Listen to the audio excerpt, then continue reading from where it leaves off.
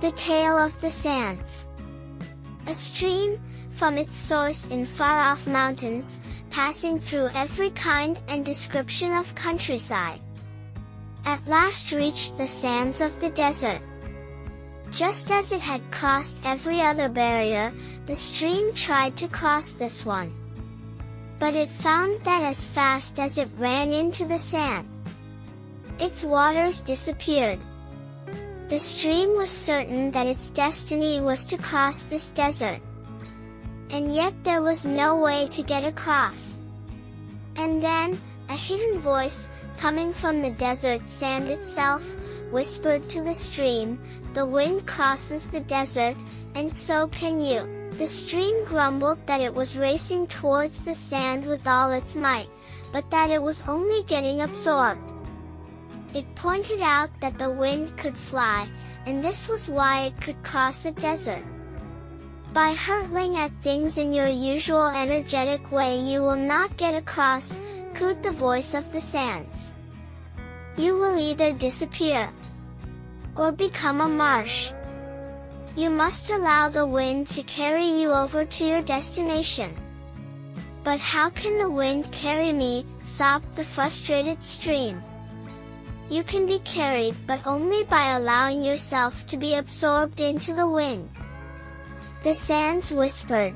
The stream did not like the idea of being swallowed up by the wind at all. After all, it had never been absorbed before. It did not want to lose its individuality. And, once having lost it, how was it to know that it could ever find it again? "The wind," said the voice, "can help you.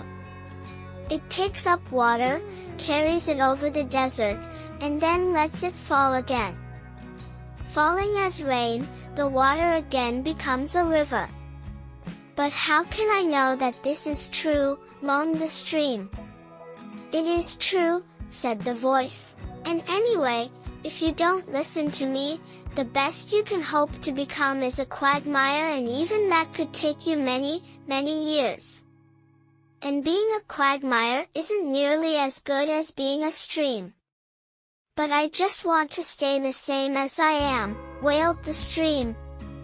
"Whatever happens, you can't stay exactly the same as you are now," the voice said. "But if you act now, the wind will carry your most important part away, so that it can reform you into a wonderful new stream." When it heard this, a shadow of a memory flitted across the thoughts of the stream. Dimly, it remembered a state in which it, or some part of it, had once been held in the arms of the wind. It also remembered that way back then, allowing the wind to swallow it up hadn't seemed like the most obvious thing to do either. So with a whimper of fear, the stream raised his vapor into the welcoming arms of the wind.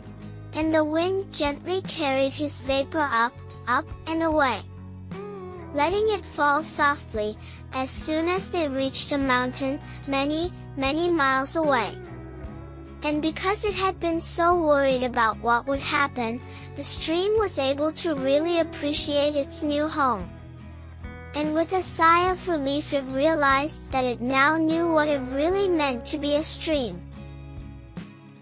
And back in the desert, the sands smiled to themselves, saying, "We knew all along that the stream would be just fine." Stretching from the mountains to the river as we do, we see this sort of thing every day, and that is why it is said that the stream of life is written in the sands. The tale teaches lessons about contentment, purpose, and destiny. It encourages embracing one's role in life, no matter how humble or grand, and trusting that every experience contributes to a greater purpose in the end. The end.